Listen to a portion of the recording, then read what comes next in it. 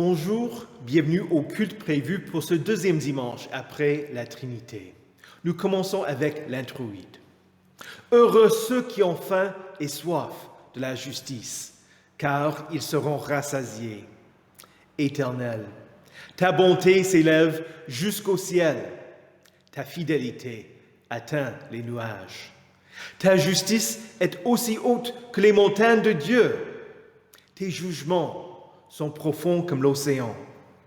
Combien ta bonté est précieuse, ô Dieu. À l'ombre de tes ailes, les hommes cherchent un refuge. Ils se rassasient de l'abondance de ta maison. Et tu les fais boire au torrent de tes délices. Car c'est auprès de toi qu'est la source de la vie. Et c'est par ta lumière que nous voyons la lumière. Au nom du Père et du Fils et du Saint-Esprit. Amen. Confessons nos péchés. Dieu Tout-Puissant, notre Créateur et notre Père, nous reconnaissons et nous confessons que nous avons péché contre toi en pensée, en parole et en acte. Nous venons chercher refuge en ta miséricorde. Aie pitié de nous, pauvres pécheurs, et pardonne-nous toutes nos fautes, pour l'amour de Jésus-Christ, notre Seigneur. Aide-nous, par ton Saint-Esprit, à mieux connaître ta sainte volonté et rends-nous obéissants à ta parole. Par Jésus-Christ, ton Fils, notre Sauveur. Amen. Dans sa miséricorde, le Dieu Tout-Puissant a livré son Fils à la mort pour vous. En son nom, il vous pardonne toutes vos fautes. À ceux qui croient en Jésus-Christ, il donne le droit de devenir enfants de Dieu et leur donne son Saint-Esprit. Que Dieu, qui a commencé cette bonne œuvre en nous, la poursuive jusqu'à son terme, jusqu'au jour de notre Seigneur Jésus-Christ. Amen.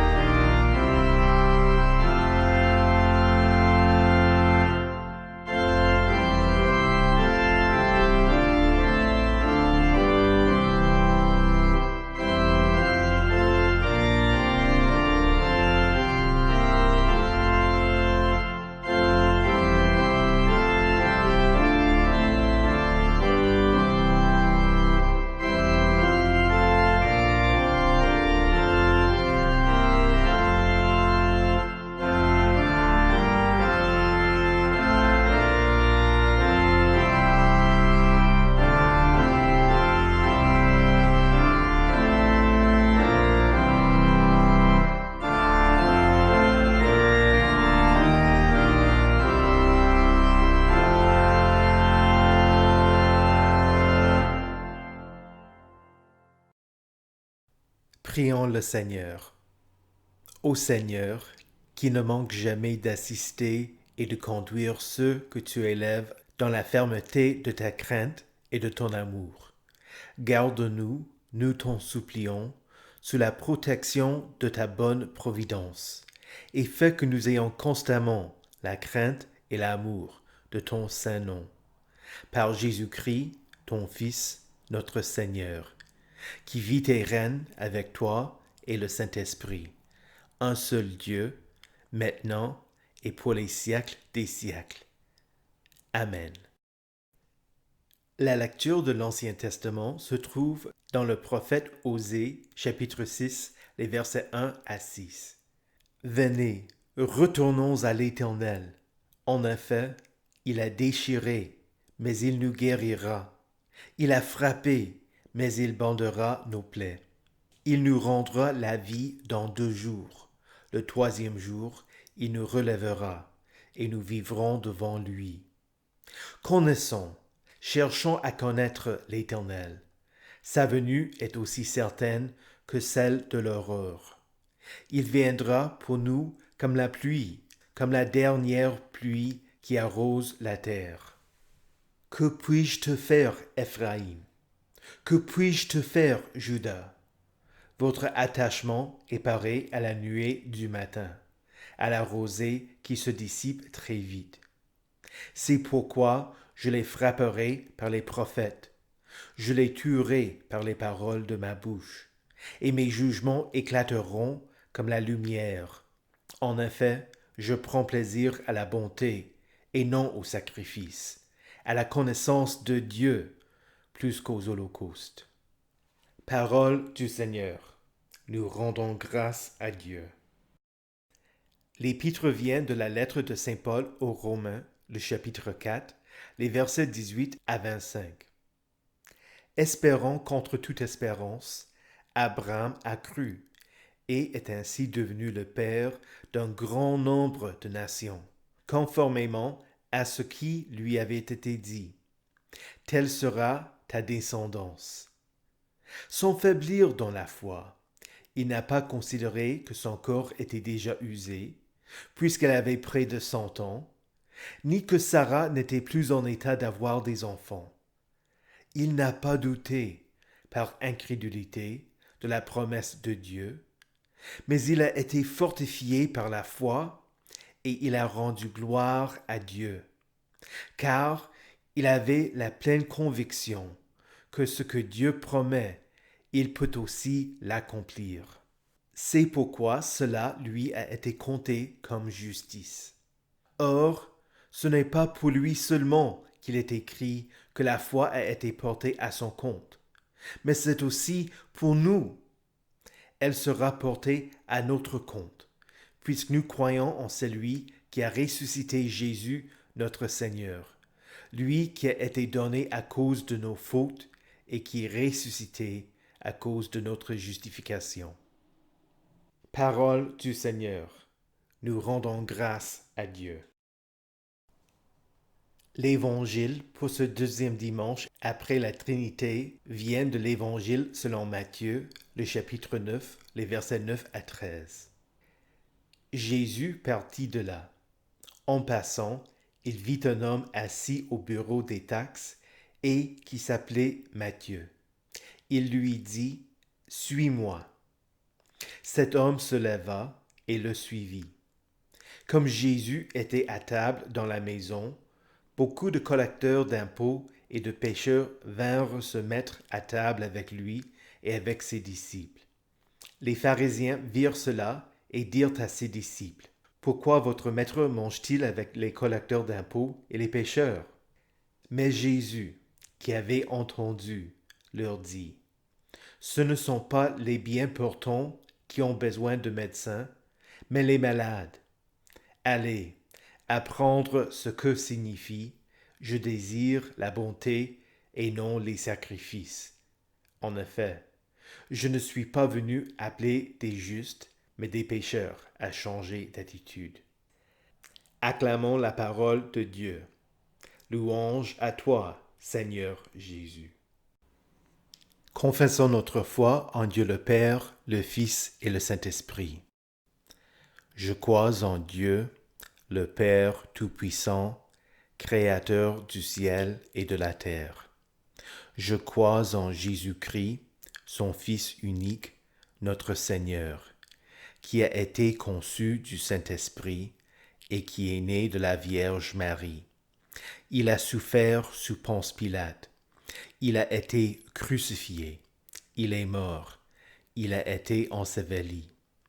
Il est descendu aux enfers. Le troisième jour, il est ressuscité des morts. Il est monté au ciel.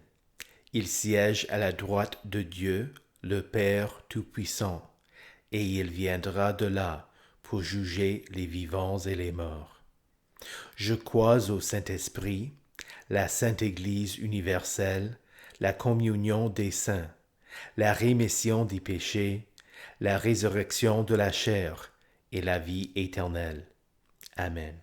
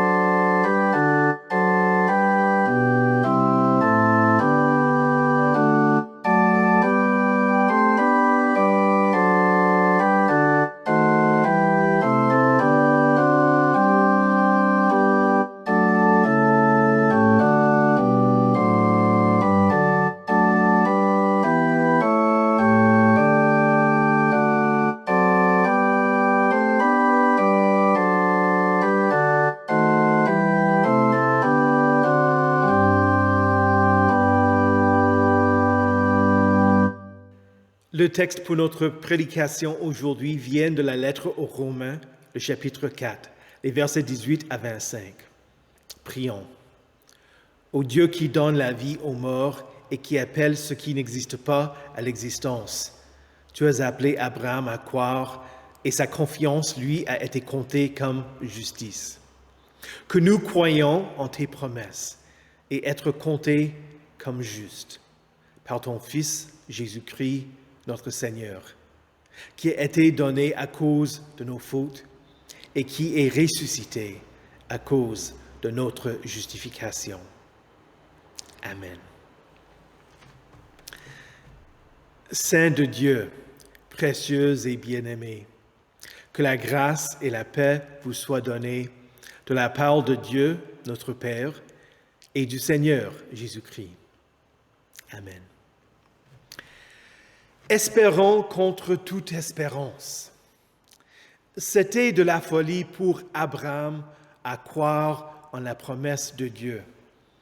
À 75 ans, l'Éternel lui dit, « Quitte ton pays, ta patrie et ta famille, et va dans le pays que je te montrerai. Je ferai de toi une grande nation. Je te bénirai. Je rendrai ton nom grand et tu seras une source de bénédiction. Je bénirai ceux qui te béniront et je maudirai ceux qui te maudiront. Et toutes les familles de la terre seront bénies en toi. » Abraham l'a cru et s'en est allé.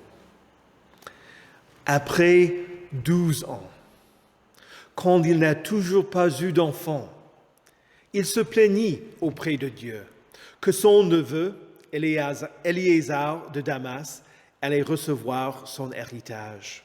« Si tu avais attendu 12 ans pour que Dieu réalise sa promesse envers toi, est-ce que tu vacillerais dans ta foi? Je pense que oui. » Dieu a rassuré Abraham. Ce n'est pas lui qui sera ton héritier, mais bien celui qui naîtra de toi. Regarde vers le ciel et compte les étoiles si tu peux les compter. Telle sera ta descendance. C'était de la folie, mais Abraham croyait encore à la promesse de Dieu. Il l'a cru, mais il s'est impatienté et est intervenu d'une manière contraire à la volonté de Dieu, dans le but de réaliser la promesse. Sa femme lui a dit de coucher avec sa servante, et il l'a fait. La servante, Agar, a accouché d'un fils qui a été appelé Ismaël. Mais ce n'était pas l'enfant que Dieu lui avait promis. C'était donc de la folie pour Abraham, à 99 ans, d'accepter que Dieu lui donne son nouveau nom. Abraham veut dire père d'une multitude. Quelle foi aurait-il fallu pour qu'il dise aux autres « Appelle-moi père d'une multitude » Ceci de la part d'un homme qui n'avait pas eu d'enfant avec sa femme, elle qui avait 90 ans.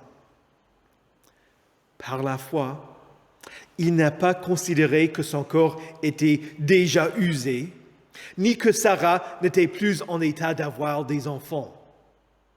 Paul dit qu'Abraham a cru et est ainsi devenu le père d'un grand nombre de nations, conformément à ce qui lui avait été dit. Par les paroles, un grand nombre de nations, Paul veut que nous comprenions que Dieu envisageait déjà le salut des non-juifs quand il a fait ses promesses à Abraham. Dieu envisageait notre salut à travers sa lignée, la lignée d'Abraham, par la naissance du Fils de la promesse, Jésus-Christ. Comme l'a dit Jésus dans l'Évangile selon Matthieu, « Je ne suis pas venu appeler des justes, mais des pécheurs. » Paul dit dans le verset qui précède notre texte qu'Abraham a cru en Dieu qui donne la vie aux morts et appelle ce qui n'existe pas à l'existence. Dieu, en tant que créateur, n'est pas limité à la manipulation de la matière existante pour former une nouvelle chose, comme quelqu'un qui mélange les ingrédients pour cuire un gâteau. Non.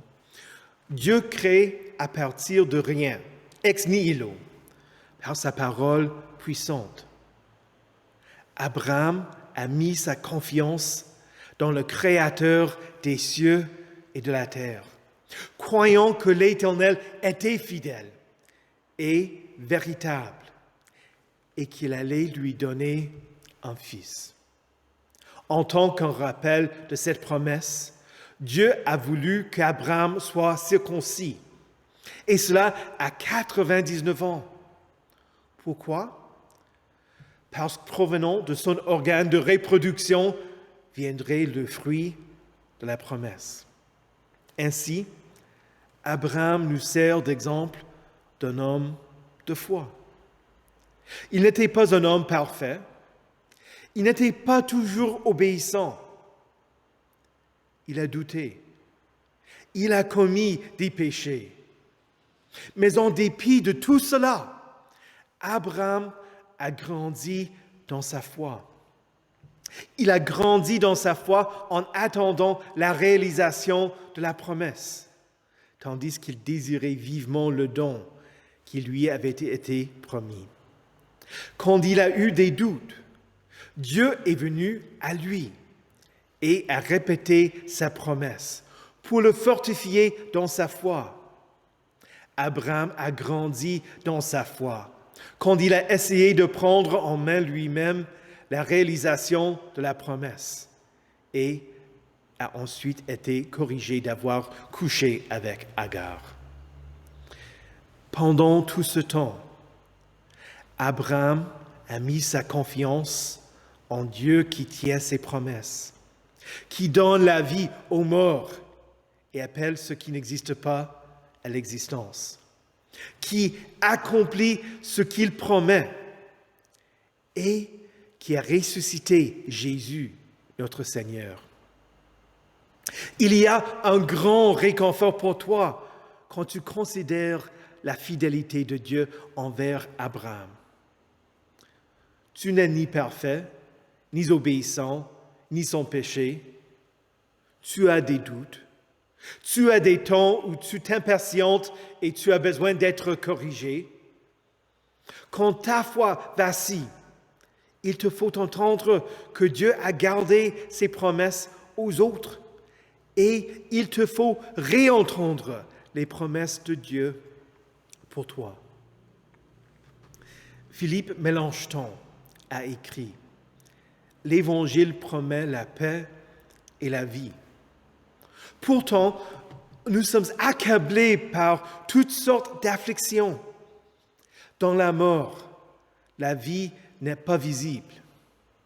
C'est pourquoi Paul dit « Espérant contre toute espérance, Abraham a cru. » Contre toute espérance veut dire qu'il avait besoin d'espérer dans la parole. Ainsi, la foi se tourne vers la parole et est soutenue par la parole, même si l'apparence extérieure est contre elle.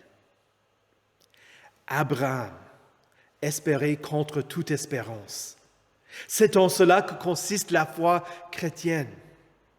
C'est la confiance en ceci, que Dieu est fidèle, qu'il tient ses promesses et qu'il les tiendra même si cela nous dépasse. Pour les fils d'Abraham, la circoncision était un rappel physique que la promesse du Sauveur était pour eux. Mais la promesse d'un Sauveur est aussi pour nous. Ce n'est plus par la circoncision faite par la main de l'homme que nous bénéficions de la promesse, mais de la circoncision de Christ, qui consiste à se dépouiller du corps de notre nature pécheresse par le baptême. C'est ainsi que le baptême est plus qu'un bain physique.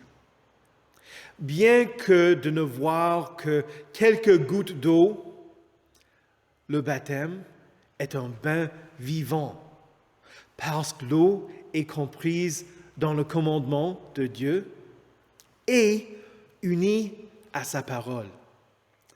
Il procure le pardon des péchés, délivre de la mort et du diable, et offre le salut éternel à tous ceux qui croient. Espère contre toute espérance et crois en la promesse de Dieu, que tu es son enfant par le saint baptême. Il en va de même pour la Sainte Seine. Nous ne voyons qu'un morceau de pain et de vin. Je suis certain que si j'envoyais les éléments consacrés au laboratoire, le rapport dirait que ce n'est que du pain et du vin et qu'il n'y aurait eu aucune trace d'ADN humain. Et pourtant, nous mangeons et buvons le vrai corps et le vrai sang de notre Seigneur Jésus. Je ne peux pas l'expliquer plus que de dire le Seigneur de la vie le promet. Et donc, en recevant la scène, je reçois le pardon de mes péchés, la vie et le salut. Espère contre toute espérance et crois que tu reçois le corps et le sang de Christ pour ton salut. Et encore, tu n'as aucune preuve que Dieu te pardonne tes péchés et qu'il te ressuscitera au dernier jour à la vie éternelle, si ce n'est la résurrection de Jésus et la promesse qu'il te pardonne à cause de lui. Espère contre toute espérance que Dieu le fera. La foi n'a aucun pouvoir en elle-même, mais sa puissance vient de celui qui donne la foi. Écoute ce que Dieu avait promis à Abraham. Une telle promise et un fils de la promesse, par qui viendrait une nation et à travers qui allait venir la source de bénédiction pour toutes les nations. Pour toi, bien-aimé de Dieu, il te promet une meilleure patrie, la patrie céleste, la cité qu'il te prépare. Il te promet une vie. Toi qui étais mort dans tes péchés, il t'a ressuscité avec Christ. Tu mènes maintenant une nouvelle vie. Et encore, que le Dieu qui donne la vie aux morts et appelle ce qui n'existe pas à l'existence, te ressuscite au dernier jour et te donne une vie qui n'a pas de fin. Le texte dit qu'Abraham a cru et cela lui a été compté comme justice. Mais il n'est pas le seul à être compté comme étant juste. En espérant contre toute espérance, en croyant en Dieu, ta foi t'est comptée comme justice, parce que tu crois en celui qui a ressuscité Jésus. Pourquoi?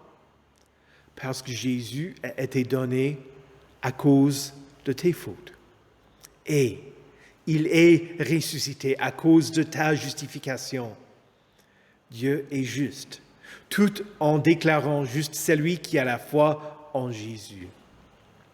Luther a écrit, « La foi est une confiance vivante et audacieuse dans la grâce de Dieu. Elle est si certaine de la faveur de Dieu qu'elle fera face à la mort 1000 fois et y croira toujours.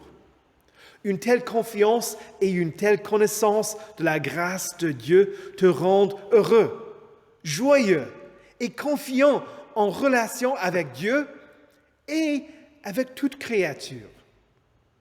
Le Saint-Esprit fait ceci par la foi. Et c'est par elle que tu fais du bien. Rends service aux autres. Souffre toutes choses. Et aime et loue le Dieu qui t'a été si bon. Tu fais ceci en toute liberté, de bon cœur et avec joie. Demande à Dieu qu'il produise en toi la foi, faute de quoi tu resteras toujours sans foi, peu importe ce que tu demandes, dis ou fais. Espère contre toute espérance en Jésus, qui a été donné à cause de tes fautes, et cela t'est compté comme justice. Au nom de Jésus, Amen. Prions le Seigneur. Chaque demande conclura avec les mots « Seigneur, dans ta miséricorde ». Je vous invite à répondre « Écoute notre prière ». Ô Dieu Tout-Puissant, ton Fils a dit « Ce ne sont pas les bien portants qui ont besoin de médecins, mais les malades. Sois un soutien et un réconfort pour ceux qui sont malades. Et, selon ta volonté, guéris-les. Nous te rendons grâce pour les médecins et nous te demandons que tu interviennes par leurs œuvres pour la guérison de ton peuple. Nous sommes reconnaissants pour les chrétiens à travers les siècles qui ont pris en charge des malades. Et nous prions que ton peuple continue à prendre soin des personnes faibles, malades et infirmes. Seigneur, dans ta miséricorde, écoute notre prière. Ô Dieu de toute miséricorde, Jésus a appelé Matthieu à le suivre. Quand les pharisiens l'ont critiqué, Jésus répondit « Allez, apprendre ce que signifie « Je désire la bonté et non les sacrifices. Je ne suis pas venu appeler des justes, mais des pécheurs. » Que nous ne soyons pas des hypocrites qui ne reconnaissent pas leurs péchés, mais que nous admettions que nous sommes des pécheurs et cherchions la justice qui vient par la foi, pour que nous vivions des vies justes. Faire revenir à toi ceux qui se sont égarés. Ouvre grand les portes de nos paroisses, pour que d'autres pécheurs soient accueillis parmi nous et reçoivent le pardon de leurs péchés. Seigneur, dans ta miséricorde, écoute notre prière.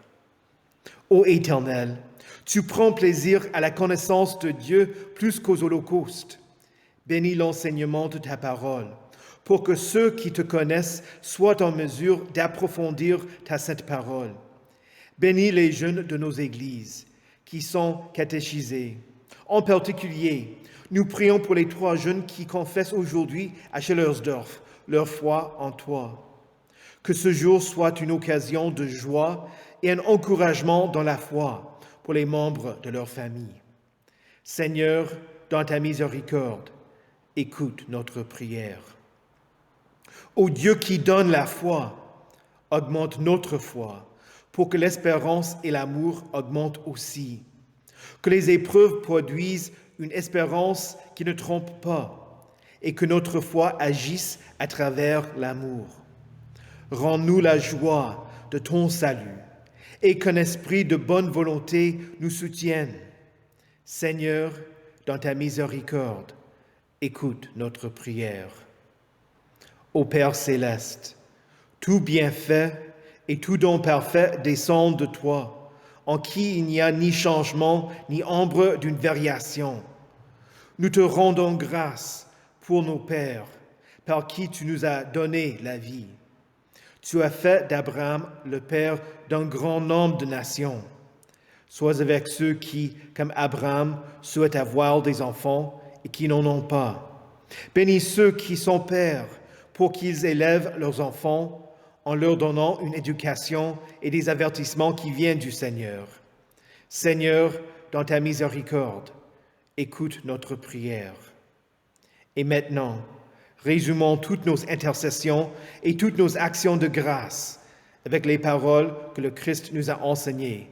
Nous osons dire : Notre Père qui es aux cieux, Que ton nom soit sanctifié, que ton règne vienne, que ta volonté soit faite sur la terre comme au ciel. Donne-nous aujourd'hui notre pain de ce jour. Pardonne-nous nos offenses, comme nous pardonnons aussi à ceux qui nous ont offensés. Et ne nous laisse pas entrer en tentation, mais délivre-nous du mal. Car c'est à toi qu'appartiennent le règne, la puissance et la gloire, au siècle des siècles. Amen. Que le Seigneur vous bénisse et vous garde. Que le Seigneur fasse luire sa face sur vous et qu'il vous accorde sa grâce. Que le Seigneur tourne son visage vers vous et qu'il vous donne sa paix. Amen.